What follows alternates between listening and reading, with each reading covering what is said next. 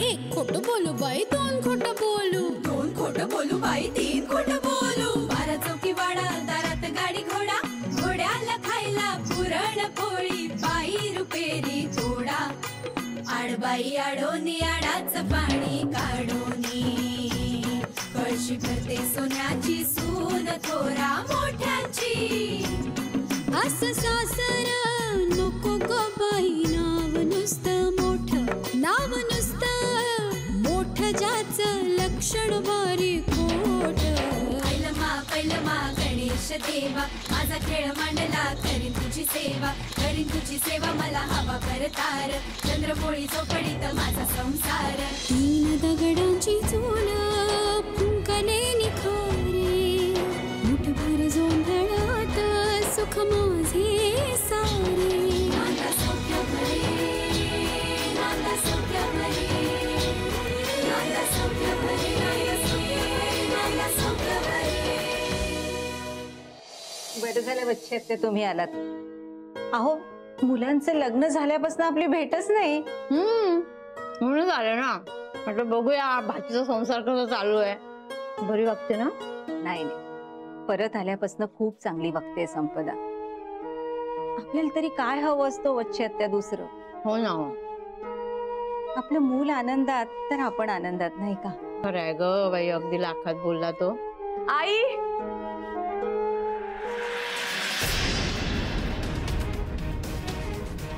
बच्चे आत्या, तुम्ही का ग दचकलीस? तुम्ही इथे? हा, काय झालं? आनंद नाही झाला तुला मला बघून? हा अगं बाई, सहज आले मी, तुझं कौतुक ऐकून बरं वाटलं ग मला। कौतुक करण्यासारखंच वागते संपदा। हो ना? आमच्या दोघांची पण खूप काळजी घेते ती सध्या। हो का? आहेच माळू माझी भाची। अहो तुमचीच काय, स्वानंदीच्या सासरच्यांची पण काळजी घेते, हो ना संपदा? मी आले हा सामान ठेवून। अगं बस ग, बस जरा, बस जरा बच्चे आत्याजवळ। हा, 4 सुख दुःखाच्या गोष्टी कर। काय शॉपिंग काय काय केलंस बघू बाई? हो बच्चे आत्या, ते 2 जण 4 दिवस बाहेर गावी जाणार आहेत, त्याच्यासाठी केलंय तिने ते सगळं शॉपिंग। हो का? अरे वा वा वा वा। हो बच्चे आत्या, फ्लाईट पासन सगळे बुकिंग तिनेच केलेत। कुठून एवढं घबाड लागलं ग? म्हणजे पगार वगैरे वाढला का काय? मुलींचं सांगतायत ते वे, ऑफिसर वगैरे होतात, पगार वाढतो। हुशार आहे माझी भाची, खरंच खूप हुशार आहे। काम अशी करते ना, या कानाचं त्या कानाला सुद्धा कळत नाही, पटापट। ही बच्ची आत्या मला फाडून खाईल, काय करू? आई तुम्ही फक्त जिलेबीच ठेवलीत, मी चहा आणते ना, मी चहा करून आणते। मी पण येते। नको, मला ना ऍक्च्युली आईंच्या हातचा चहा प्यावासा वाटतं। आई बर, काही हरकत नाही, तू थकली आहेस ना, बस तू, मी करते चहा। चला बच्चे आत्या। मी हो, जा की तुम्ही, करून आणा चहा, मी बसते जरा माझ्या भाची जवळ। हा, 4 गप्पा मारते सुख दुःखाच्या। काही हरकत नाही, बसा तुम्ही तिच्या जवळ, मी करते चहा। या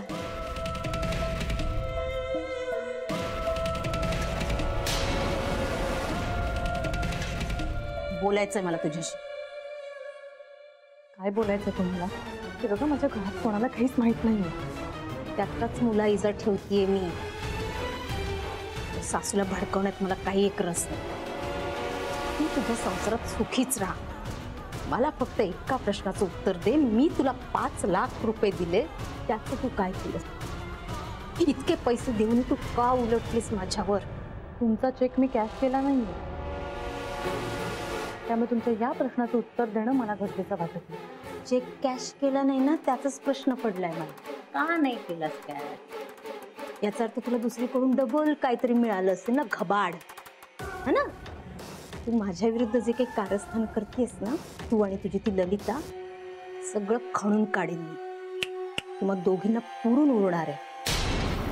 पण माझ्या स्वानंदीच्या आयुष्यात काही ढवळाढवळ केली तर दोघींनी मिळून, माझ्याशी गाठ आहे, लक्षात ठेव. तुला माहिती हे नुसतं मी बोलत नाही, नुसते बोलते तुझी, करते ती वच्ची.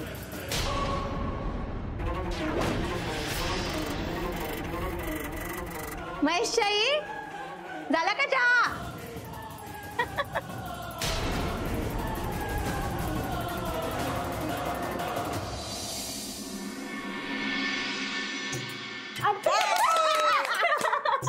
बघा किती सफाईदारपणे सोंगटी घेतली मी. आजी तुम्हाला पांढऱ्या सोंगट्या घालवायच्या आणि आम्ही दोघी मिळून काळ्या सोंगट्या घेणार आहोत. असू दे ग, तुम्ही सगळ्या माझ्याच आहात ना. मग घेतली काळी सोंगटी तर कुठं बिघडलं. तिच्या बरोबर आपण कॅरम खेळूच शकत नाही. आजी बरोबर कॅरम खेळू शकत नाही आणि तुझ्या बरोबर चॅलेंज खेळू शकत नाही. मला तो गेम आवडतच नाही. कसं आवडणार? खोटं बोलावं लागतं ना त्यात. नाहीतर काय. चला आपला गेम संपला, कारण आता नील दादाचा मेसेज आलेला आहे. आता स्वानंदीताई एक कोपरा ठरणार आणि त्याच्याशी बोलत बसणार. चला आवरून ठेवा. कंपनीचा मेसेज. सायली, तुला आठवतंय लग्नाआधी स्वानंदीताई किती वेळ बोलत बसायची? लग्न आधीच तर काही विचारूच नकोस. या दोघांच्या प्रेमाची ना मीच साक्षीदार आहे. आजी तुला माहितीये का नीलला ताईला कसा भेटला ते? तुझं लग्न झालंय ना, आता काय फरक पडतोय? सांग सांग सांग. ऐका, ही गजरेवाली, या गजरेवालीकडे आम्ही गेलो होतो. हा मुलगा या गजरेवालीची छेड काढत होता आणि हे सगळं स्वानंदीने पाहिलं आणि स्वानंदीला राग आला. मग त्या मुलाला स्वानंदीने असला धुतला ना, बापरे. आणि हे सगळं नील दादाने पाहिलं. अगं बाई, आमची स्वानंदी पहिल्यापासून अशीच आहे. अगदी खऱ्याच्या बाजूने खंबीरपणे उभी राहणारी. तिला खोटं मुळी सहनच होत नाही. हे बघा, तुम्ही दोघींनी पण तिचे गुण घ्या बरं का. तिचा खंबीरपणा, तिचा खरेपणा, सगळ्यांशी मिळून घेणारा स्वभाव, तिचा प्रेमळपणा.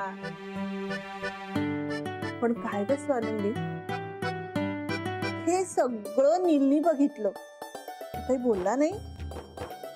बोलले ना, म्हणाले अनोळखी लोकांच्या असं नादी लागू नये. आताही खूप काळजी घेतात माझी. अगं घेणारच, त्यांच्या सगळ्या कुटुंबाला तू सांभाळून घेतेस ना, मग तो तुला सांभाळून घेणार नाही? नाहीतर काय, ललिता काकूंबरोबर राहणं कठीण आहे. त्या खूप भयंकर आहेत. तुला असं बोलू नये ग. हे बघ, तुझ्या बाबतीत त्यांचा काहीतरी गैरसमज झाला होता. त्या खूप छान आहेत आणि माझ्यावर खूप प्रेम करतात. खरं सांगू का स्वानंदी, ललिताबाईंचं भाग्य थोर म्हणून तुझ्यासारखी सून लाभली हो त्यांना. खरं म्हणजे चांगल्याला चांगलीच माणसं भेटतात नेहमी. किती कौतुक करतात त्या तुझं आणि किती काळजी घेतात ग. तुझं सासरचं सुख बघून ना खरंच आम्हाला खूप आनंद होतो. किती प्रेम करतात ग तुझी सासरची माणसं तुझ्यावर. खरंच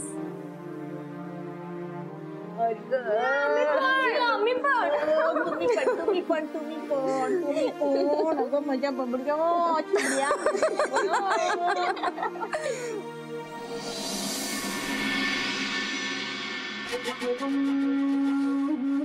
आपली अगदी पुण्याही असल्यासारखी ती बाई भेटली आपल्याला. जाताना बरेच खुश दिसत होते. मी मारायला सगळ्या तापातीला पचलेलं दिसतंय. ललिता, आणि असं करणं धोकादायक आहे. एक तर इंद्रनीलचं लग्न झालंय, त्यामुळे दुसरं लग्न करणं हे पूर्णपणे बेकायदेशीर आहे. शिवाय तोही या लग्नाला तयार होईल की नाही हाही प्रश्न आहेच. होईल, तयार होईल, मी तयार करीन त्यात. आणि माझ्या शब्दाबाहेर काही तू जाणार नाही. लोक काय म्हणतील? खड्ड्यात गेली लोक. सत्य आहे. तिचंच आहे. हॅलो हॅलो, हा ललिताबाई. अहो तुमच्या इंद्रनीलसाठी माझ्याकडे खूप चांगलं स्थळ आलंय. अहो ते सांगण्यासाठीच फोन केला होता मी तुम्हाला. अगं बाई, हो का? पण मुलगी आमच्या घराण्याला आणि इंद्रनीलला साजेशी आहे ना? हो, अगदी तशीच आहे, काळजी करू नका. तुम्ही जे वर्णन केलं होतं तशीच मुलगी आहे. वाटल्यास मी एक काम करते, मी फोनवर तुम्हाला फोटोज फॉरवर्ड करते, बघून घ्या ना. ललिताबाई, मी ना थोडीशी घाईते. पुढच्या गोष्टी करण्यासाठी नंतर फोन केला तर चालेल का? हो नक्की. बरं, ठेवते फोन. बाय. Okay bye. नशीब जोरावर असताना की सगळ्या गोष्टी छान जुळून येतात. काय झालं? आता स्वानंदी काही पुन्हा या घरात येत नाही, तशी सोय झालेलीच आहे.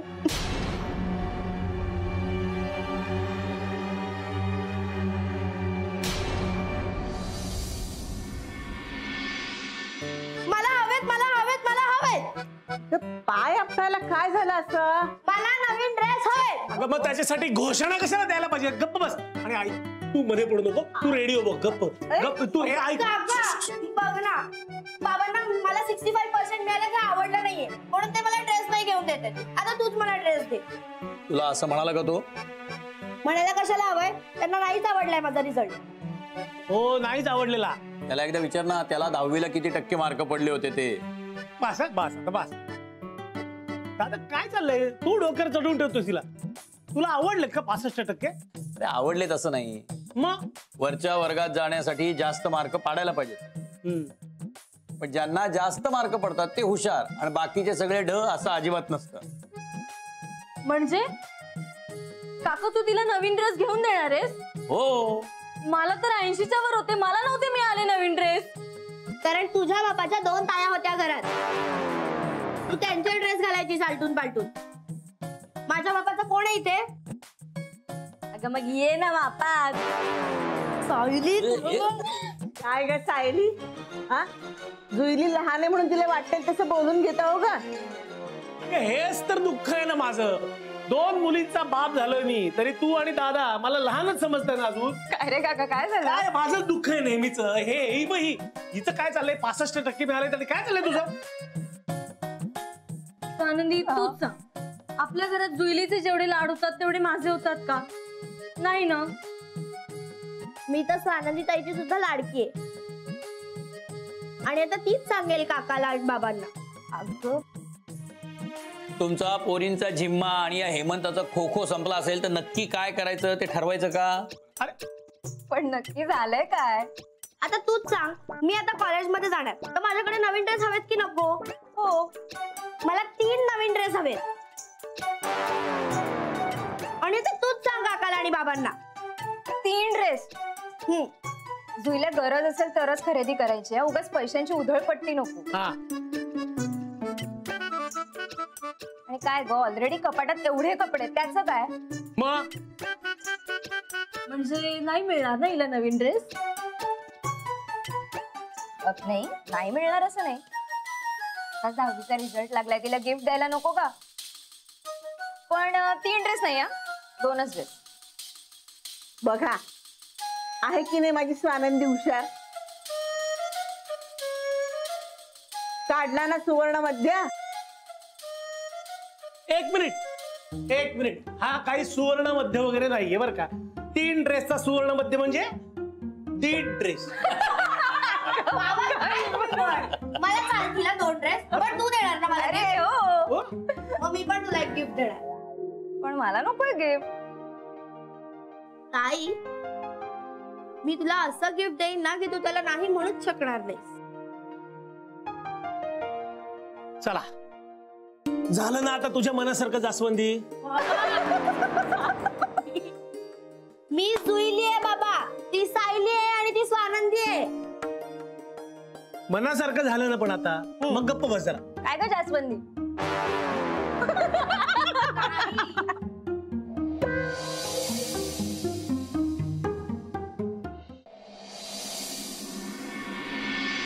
वच्छी मावशी पण ना किती वेळ वाट बघायची काहीच कळत नाही.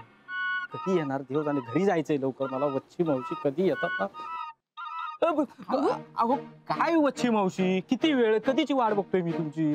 मला फक्त जगाचा संसार नसतो, घरचा पण असतो बाबा. आवरून शिवरून निघावं लागतं. बोल. हे म्या 2 पाठव. हो बसतो. हो काहीतरी मोठी गोष्टी झाली आहे वच्छी मावशी. म्हणजे बाईसाहेब सांगत होत्या की स्वानंदी आता पुन्हा परत कधीच या घरी येणार नाही, तशी व्यवस्था झाली आहे. कोणाला सांगत होत्या? कोणाला काय, साहेबांना सांगत होत्या. काय व्यवस्था केली आहे तिने हे मला माहित नाही हो, मी पूर्ण ऐकलंच नाही ना. कसा रे बाळू तू अर्धवट बातम्या काढतोस? कसा अंदाज लावायचा माणसाने? काही आगा नाही पिछा नाही, कसं कळेल रे मला? अरे म्हणजे काही विशेष घडलं का? घे चहा घे, ते मला सांग.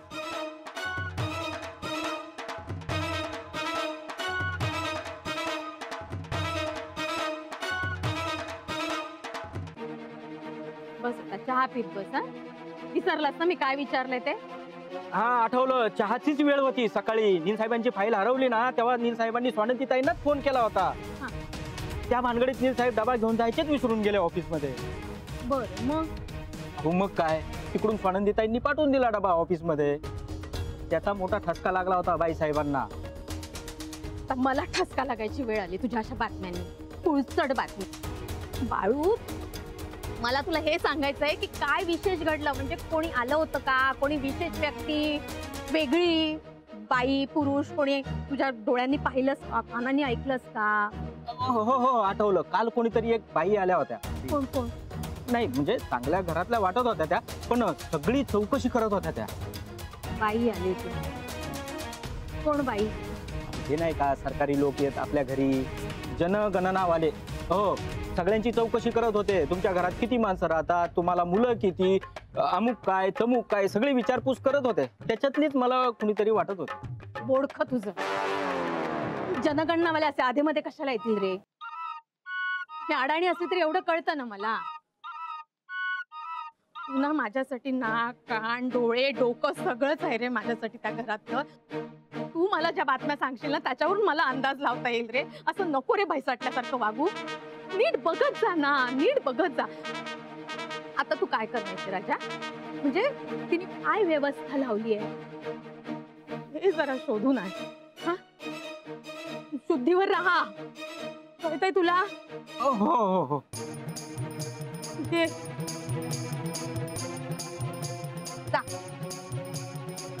वच्छी मावशी, चहाचे पैसे मी देतो आज. सांगितलं तेवढं कर. हो येतो मी. अरे ग बाई, हा माणूस काहीच धड सांगितलं नाही, डोक्याला भुंगा मात्र लावून गेला.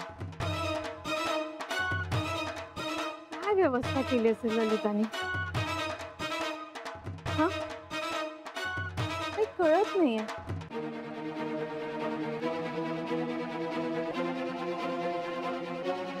किती थंड बनवलास रे, गरम करून आण.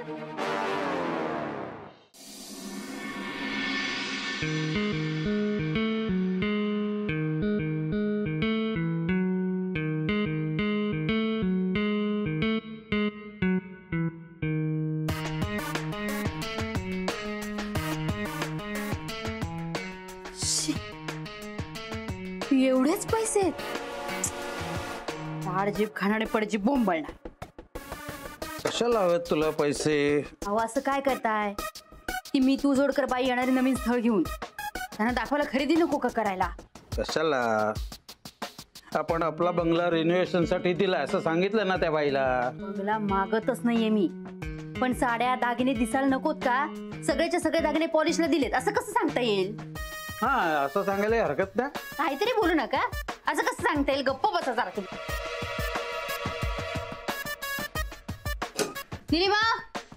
निलिमा ये जरा. काय झालं आई? पैसे कुठे त्याच्यातले सगळे? पैसे? आई गेले 2-3 दिवस तर पेटी तुमच्याकडेच होती ना.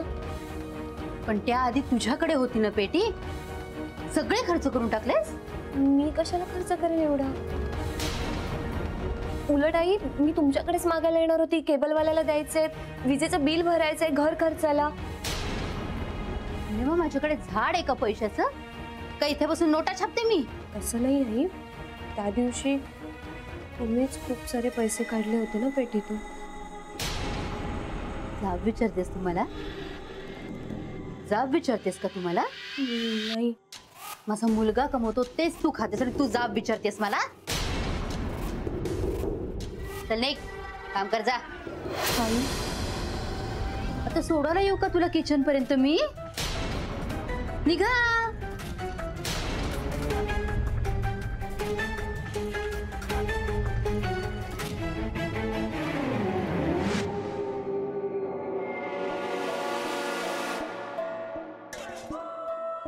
आता काय करायचं?